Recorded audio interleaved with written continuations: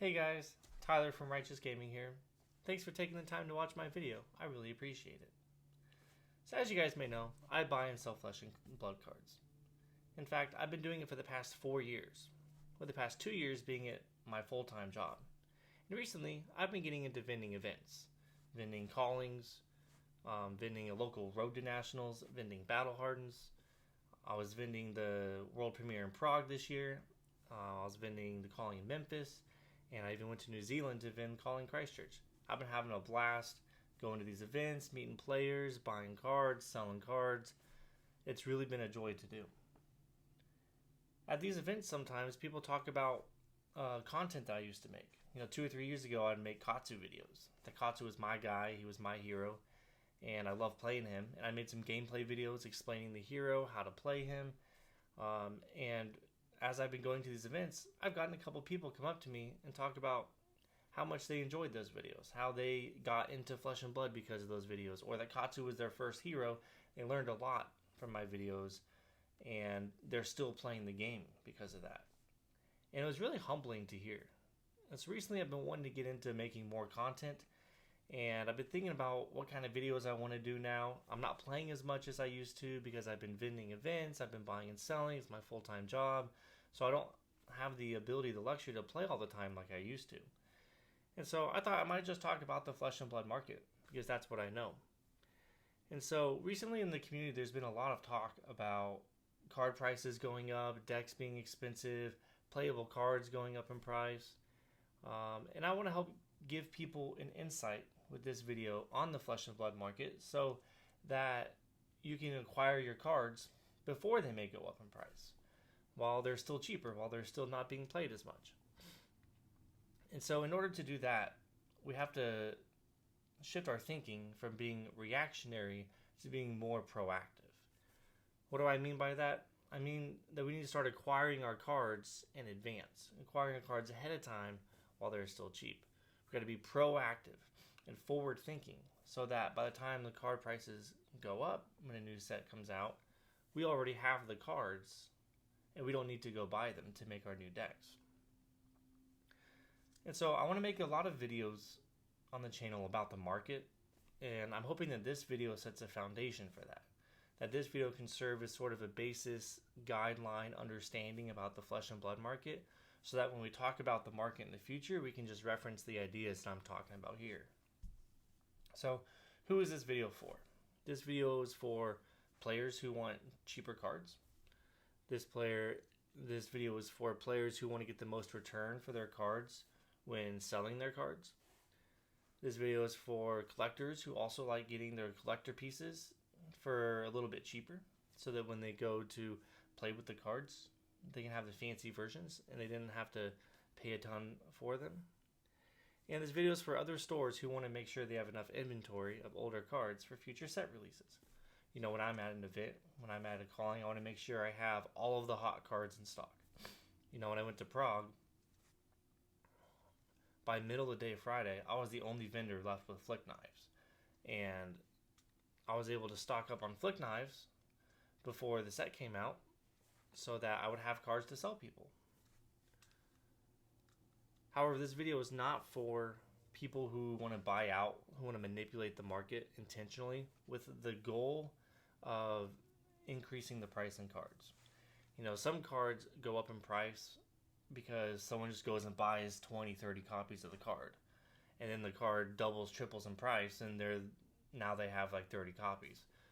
Flesh and Blood doesn't have a ton of singles on the market. So with some cards, it's relatively easy to manipulate the market. So this video is not for those people. I don't like it when people do that. It's not good to see. I'd rather cards have the organic player demand. Some cards go up in price because players just want the cards. The most recent Assassin, Ninja cards, they've been going up in price recently because there are new heroes that got announced, and those cards have been getting more in demand. And so those cards aren't getting bought out by 1 or 2 people. They're getting bought by 2 or 3 copies each by different players because they just want to play with the cards. And so that leads us into the problem.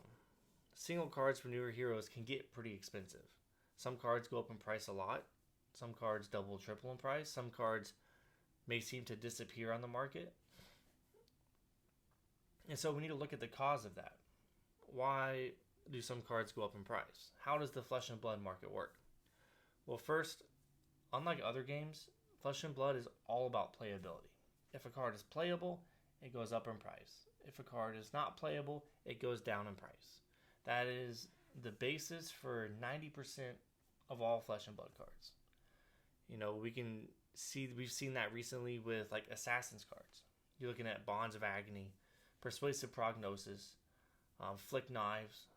All those cards doubled, tripled in price. Bonds and Persuasive are $20, $25 cards now, when they used to be like $5, $10 cards before the Hunted came out. Flick Knives used to be a $30 card all day. All day you sell Flick Knives for $30, and now it's $120. So there is a way to start to get these cards early, and to get these cards for cheaper, we just have to be proactive about it. We've also seen that in Ninja cards with Massive Momentum, Ancestral Empowerment. We're seeing it now with, Valda just got announced this week, and the Goldful Earthward Bounty just doubled in price.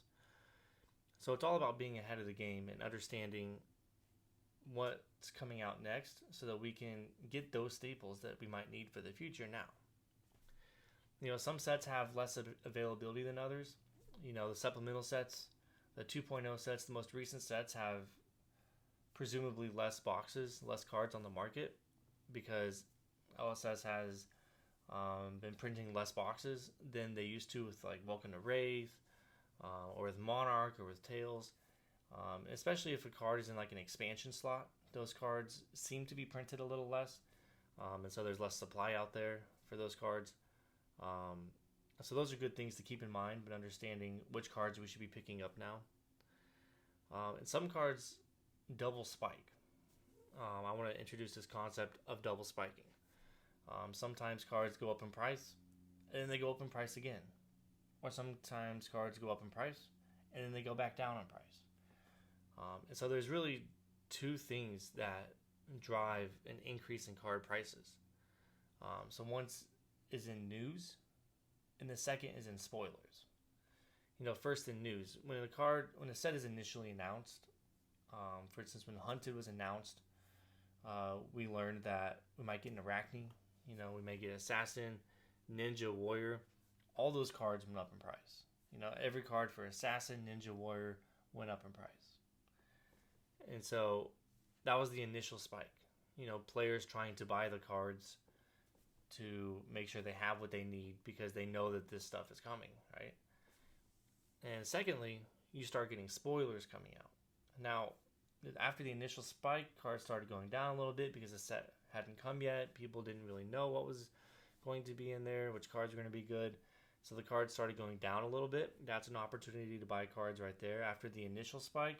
Don't buy in on news. Buy in a few weeks after the news, but before the spoilers come out. Because once the spoilers come out, the cards that do function with those new heroes are going to keep going up in price. That's the double spike part I'm talking about. And then some cards are going to go down in price because they're not going to be played as much.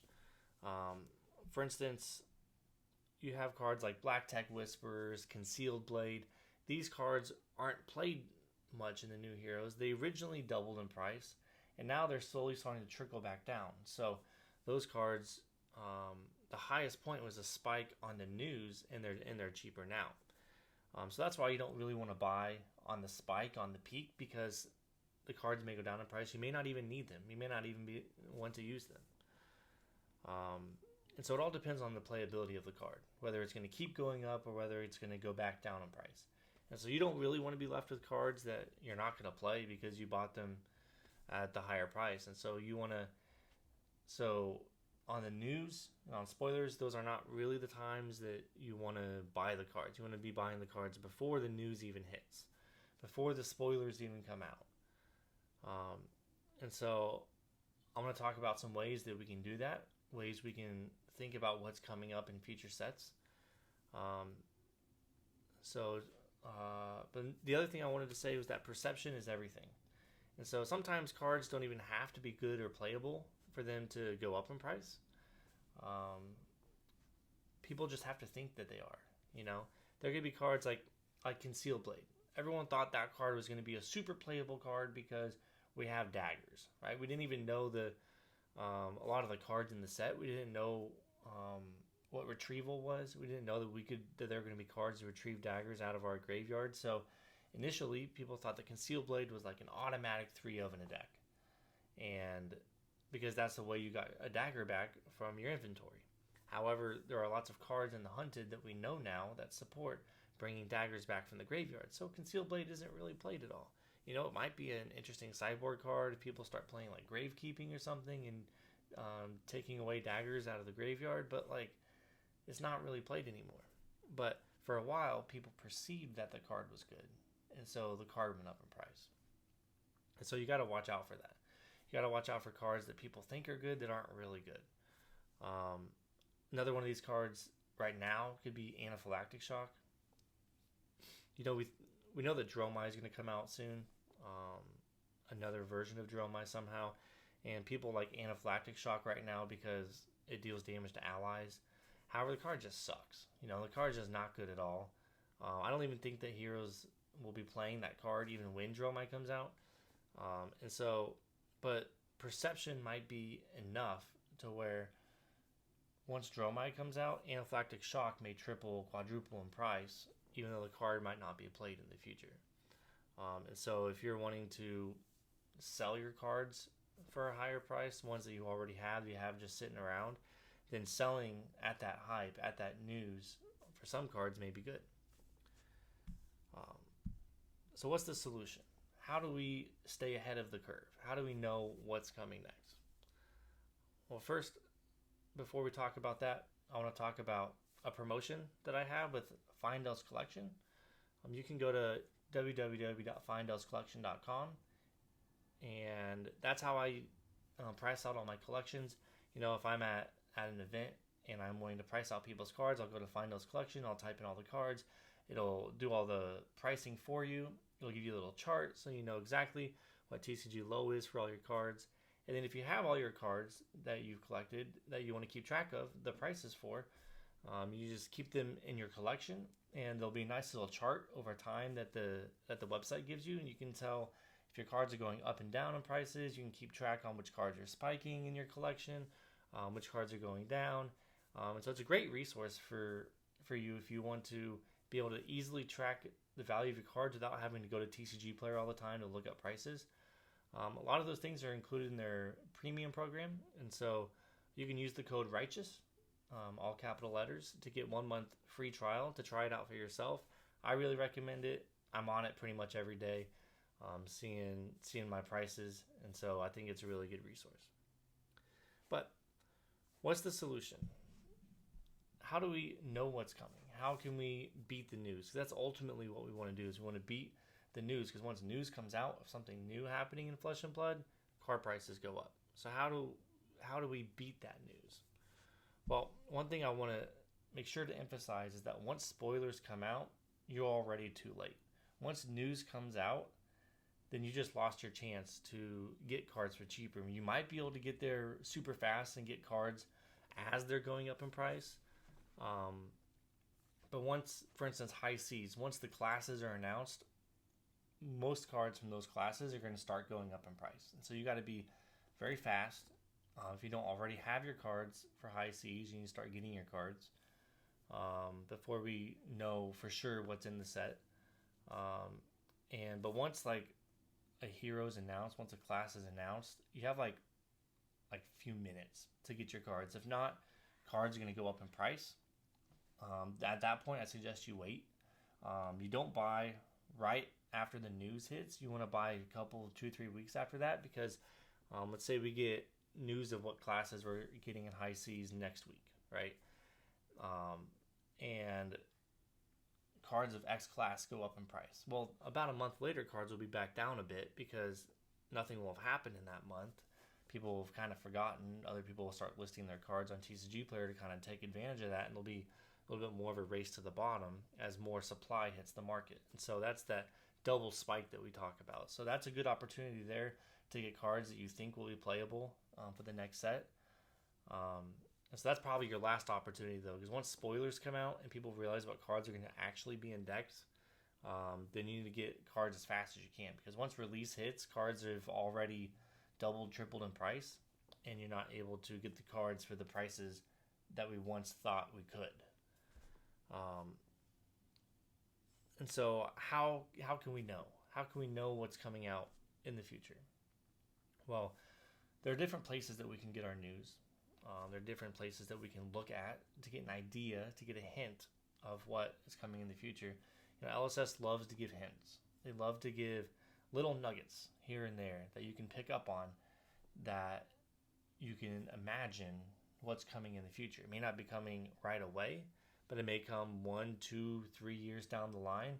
But there are little nuggets of info that we can gather from what LSS talks about that we can use to help fuel our purchases to get cards before they become playable again. And so first is that interviews, OP announcements. Every Pro Tour, every Worlds, LSS gives an announcement, an OP presentation. Have a big old PowerPoint celebration, usually James White, sometimes it's Brian. They talk about what is coming up in the next few months, next year, of Flesh and Blood, and there's a lot of information in those presentations that we can use for future sets. I think Brian, in his announcement that he did at Worlds, mentioned something about Arachnes. Oops, all Arachnes or something. And so once the Hunted came out, we realized, he wasn't joking around. There's a lot of Arachnes in the set, and so we could have used that information. But when he talked about that, card prices weren't going up. People were like, Arachnes, whatever, cool. But we could have got our assassin cards then, before it was even announced that Arachne was officially in the set. And that was a good opportunity to buy cards. There's also Q&As. James White does a lot of Q&As, a lot of podcasts. He goes on YouTube, different podcasters. He talks about things that we're going to be getting in the future, answers questions.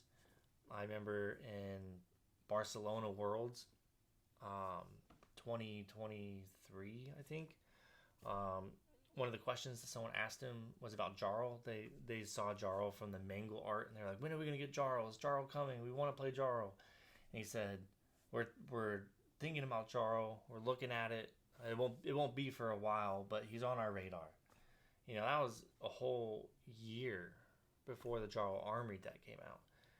And so that was the moment. If you ever wanted to play Guardian and you wanted to play Jarl, Ice, Earth, Oldhim is gone. We know that a year ago he said something about Jarl, so Jarl's coming soon. That's something that we could have learned from. Right now, or a while ago, he also talked about an all arcane set. Months before Rosetta was even a thing, before it was announced, they talked about having an all arcane set in the future. We know Wizards and probably Runeblades were going to get support, so those were opportunities that we could have taken to buy Wizard, to buy Runeblade cards, anticipating another set was coming out. Right now, we're hanging on an announcement for Monarch. We know that there's a Monarch Part 3 coming. It's been talked about in multiple interviews. And so right now is a great opportunity to buy Monarch cards, buy light cards, buy shadow cards, buy the classes that were in Monarch. Because they said Monarch's coming early next year, early 2025. And so now's the time to buy Monarch, but not when they announce Monarch 3, the trilogy for Monarch. Now's the time. Because once they announce it, card prices go back up. There are other places that we can look at. The Flesh and Blood website sometimes has some things in their OP announcements. You can look at their product roadmaps. Right now, we know Guardian Mastery Pack's coming out in August, September. From their product roadmap, we know that's coming out. We know Valda's coming out. That was a random place, at Worlds in Japan. There was a Guardian Mastery Pack box, and on the side of the box had Valda, a Valda on it. So we know Valda's coming back. So starting at Worlds Japan last year, we could have been buying Valda cards. You could have bought your Earthlore Bounty Cold Foils, other Guardian cards. So we know Guardian's coming. There's not been an official news article about it, but Guardian card prices, with the exception of Earthwar Bounty, haven't really gone up in price a whole lot. So if you want to play Guardian in the future, if you think that might be something you want to do, now's the time to buy Guardian. Um, Sometimes you can look at card arts, card text. Back before Dusk Till Dawn, they mentioned Soraya in one of the cards, in one of the just the text on the card, the lore text. And we got a Soraya, invoke Soraya later. We got an angel. Um, for the past 3 or 4 sets, we've been getting pirate themed cards. Shelter of the Storm, um, Riptide cards before that, like Plan for the Worst. So like everyone knew pirates were coming. Everyone knew High Seas was coming. It wasn't that big of a secret. And so as we turn to like things coming up in the future, like what could be coming out.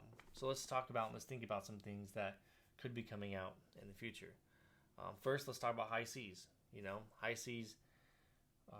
Let's think about some of the cards that pirates have been featured on. The most obvious one is Ranger. Ranger is coming. Riptide cards have like Plan for the Worst, are pirate themed cards, and it just makes sense with traps and everything. And so like Riptide could even be reprinted in the set. New hero text, old hero text. He could be coming back. You never know. So now's the time to buy Riptide cards. Now's the time to buy traps. Now's the time to buy Ranger cards. Cards like Rain Razors, 3 of a Kind. Even some generics that function with them, like Premeditate. All these cards, like, now's your opportunity to get them, because in a month they're all going to be doubled in price. Just not much we can do about it, but we can be proactive. We can be forward thinking. Now, what are some other things that could be coming out in High Seas? We could get Mechanologist. You get Little Pistol Guy. We've been seeing people get excited about maybe a Guardian's coming out, or a Brute. Like cabin mates, deckhands, whatever. Illusionist has been a thought. Has something to do with like sea creatures, water, krakens, sea monsters kind of thing. Like an illusionist. Necromancer has been popular. Things to do with like skeletons or zombies, or again, it could also be sea creatures.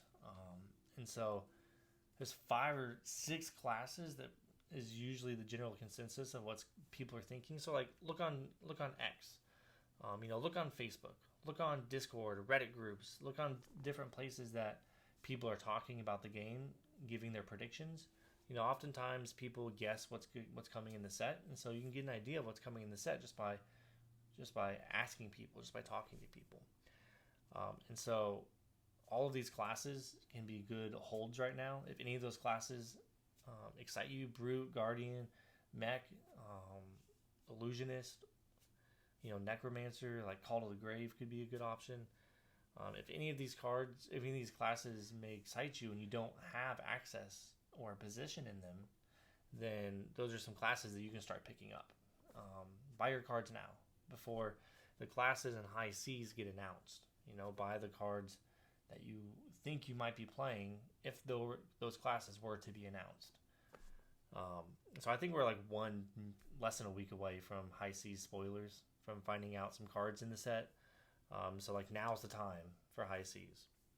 Looking past High Seas, obviously we've got the Guardian Mastery Pack. If you like Guardian, now might be the time to pick up some Guardian stuff. Some things will get reprinted in there, but Legendary is usually a good bet. Tectonic Plating is probably a good pickup right now. Grandeur might be a good pickup. They probably won't reprint a Fable. So just different things. Gauntlets of Iron Will. Different things might be good pickups in there. We know Dromai is coming out. James White talked about last year in an interview. He said Dromai was the single most popular hero that they've ever come out with. Everyone loves Dromai. Uprising did very, very well because of Dromai. Dragons were hit. So if you think you might want to play Dromai in the future, you don't have your dragons, you don't have your furnace, you don't have other cards that you need to play Dromai, like now's the time to pick up Dromai cards, because she could be coming any armory deck from here on out could feature Dromai, and so that's a big one.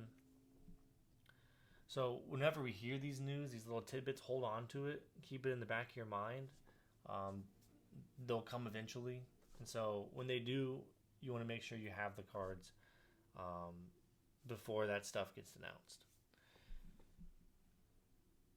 So if you have other ideas, other ways to get and gather news, get ideas, I'd love to hear them. Last couple things that I can think of are good generics that aren't being played right now. There are a lot of good generics out there. Sometimes they're being played, sometimes they're not. Weakest Link was played a lot and it went up to $60, and now it's not being played as much. It's going down in price. Premeditate was once a staple card. It was up in the $25, $30, and now it's back down to under 20, so that's a good pickup. And then cards that I haven't seen played before, like Prismatic Leyline might be a good pickup. Call to the Grave isn't really seeing play right now. Amnesia, Tenacity, these are all cards that are good cards, good solid cards that aren't being played right now. So if you want to expand your collection a bit, you don't have some of these generics that read the cards. Are they good cards, and are they just not being played because they're not relevant right now? Those are the cards that you want to target. Those are the cards that you want to start picking up. And then also think of heroes and classes that need support. Before the Hunted, the lowest supported classes were Assassin, Ninja, and Warrior. Fabrary actually has a tool that you can look at all the cards for all the classes, and you can it has a little bar graph, and it'll tell you which classes have the most support, have the most cards with their class on it, and then which cards have the least amount. And so right now I think on the least amount we're Ranger, Guardian, Brute, which makes perfect sense for high seas coming up. Another reason why to buy Ranger cards right now. And then also think about heroes that haven't got a lot of love recently. As I was writing up this video, ideas for it a few days ago, I was like, oh, Max would be a perfect hero to buy cards for, because he doesn't get much support. And then the Max Armory deck came out, and I'm well, too late on that one. Supercell's already tripled in price. But they're thinking about some other heroes that don't have a ton of support right now, Fi maybe. Fi just got some Draconic support, but no one's playing him. They'll probably get a couple more cards. Katsu, my boy Katsu. So there's a lot of heroes aren't just getting love right now that might get a surprise Armory deck announcement or whatnot. I wouldn't be surprised if Teklo gets an Armory deck eventually as well. So just think about what's not being played right now, and card classes and characters that people love. And those cards and those characters are prime targets for being relevant in the future. But remember, playability and meta positioning is everything. A hero could be really good, but everyone already has the cards for it. But as soon as a hero becomes good, on the way up, everyone's buying those cards because they want to play that hero. So we got to be thinking about the future, what the meta and the playability is going to look like in the future. We know a big Guardian set's coming out. We know that LSS wants to support Guardian, support more defensive strategies. They want people to start blocking again, and they want the meta to be more of a go tall meta. We've had a go wide meta for a while now, so the go tall meta is coming. So cards how can we prepare for cards for a go tall meta? Cards like Unmovable, the new EA one. If you want that, get that now. Guardian cards, get those now. Cards that prevent Guardian cards or may help with grinding your matchups, like Remembrance or Tenacity. Those are good targets right now. So just think about where the game is going and what could be played then. One last thing about Guardian I thought is we have a lot of Shield Guardian cards. We have a lot of Guardian cards that do more defensive stuff. So we could get a good Shield Guardian in that uses cards like the rares and commons like Shield Bash or Season Savior, some of that stuff. So if that might be something you're interested in, pick up those Shield cards right now. The Marvel Season Savior might be a good option. So just think about it. Just think ahead. Be proactive. So in the future, we're going to be talking about upcoming cards and heroes. I'm using these methods to be thinking about what's coming ahead. I'm sure once High Seas gets announced, once the classes come out, I'll come out with another video talking about what could be playable, what could not be playable, what cards do we need to be waiting on, and what cards do we need to be buying now. But remember, once news hits, you've already missed your opportunity. You've already missed your chance to buy. So be buying now for the next year. Be thinking about what you can buy.